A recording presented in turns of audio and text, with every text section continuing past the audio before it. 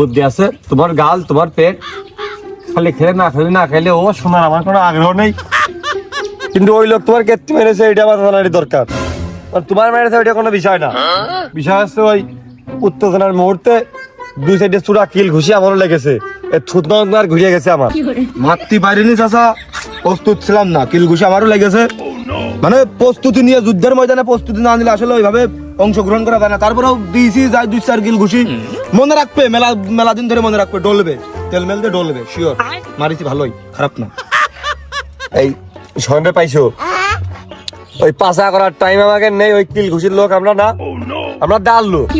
ওই ডাল আমার কাছে থাকলে তখন ময়দানে টেকে কখন ফেলে দিনে তোমার মেরেছে হয়তো রাগ আসেই, আবার তার মধ্যে আমারও কিন্তু গায়ে লেগে দুই সাইড দিয়ে মাথা কিন্তু খুব গরম খুব আগুন। ওই লোকের সাথে কি নাকি তোমার ঝামেলা তাও কিন্তু ভেদ ভেঙে খুলে কও। আলি শোনেক রে, ওটা বিয়াদব লোক। ওই যখন আমি বিয়ে করলাম তার পরই আমাদের গোসলখানায় ভুলুক মারতো আর যাত তার শাড়ির আঁচল ধরে টাইনতো।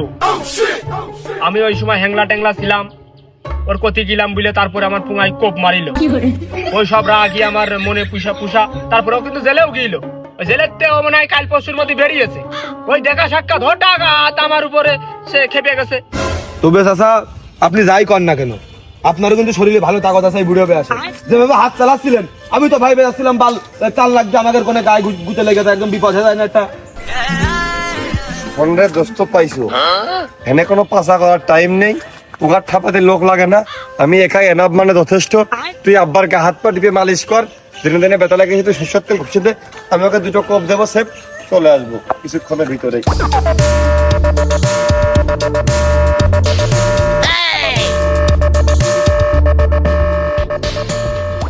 পাইছো আমার কাদের পারবে, ওর প্রতি আমার বিশ্বাস আছে।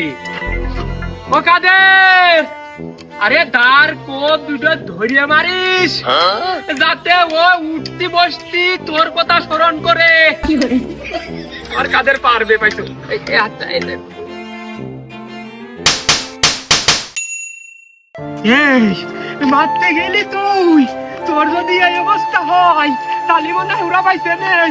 ও পাইছো আমার কাজের শেষ হয়ে গেছে, এই যে আমার কাছে তুই গাড়ি কত তুই দেখতে দিবি, তুই আমার কাছে তুই গাড়ি দেখতে কাদের এই পাইছো যা